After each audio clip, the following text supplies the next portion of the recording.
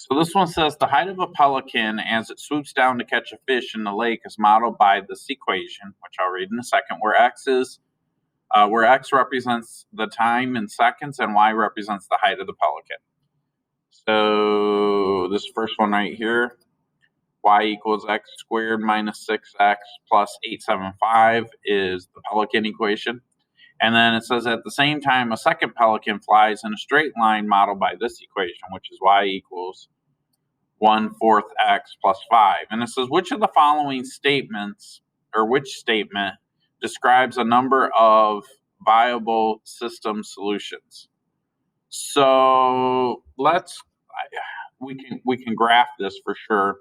Well, let me just graph it so that way we can see what it is. So if I just graph this thing, of course, it's going to take a while for the calculator to come on. Maybe we'll just do this in Desmos. And my calculator's taking forever.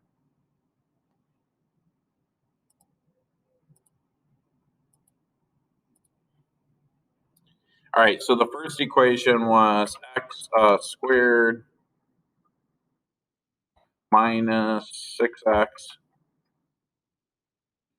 plus 8.75. And the next equation was 1 divided by 4x plus 5.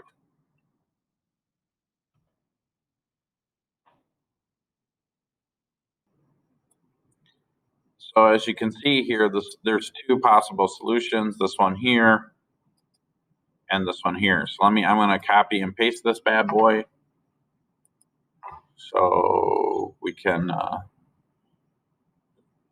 take a look at it.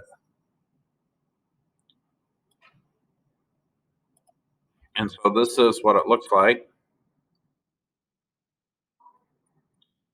And then it says which statement is true about the solution. Okay, so it says the system only has one solution, but it is not viable because it results in a negative value of time, where x represents the time, right? Well, neither one of these have a negative time, so that's not true, right? So no, that's not it.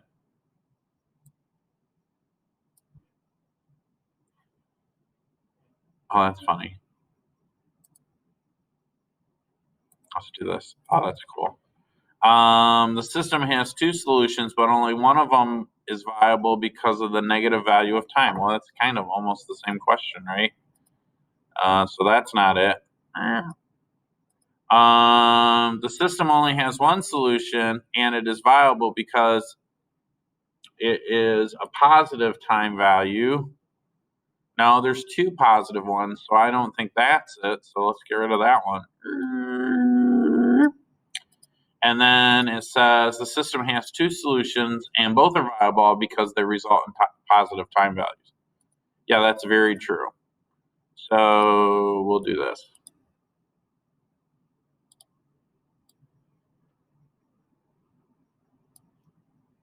Yeah, I don't know. I'm feeling fancy today.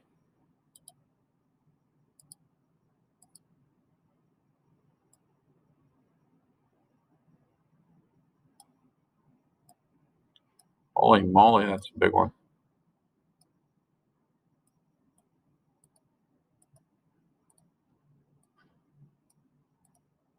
So D's the right answer. Okay.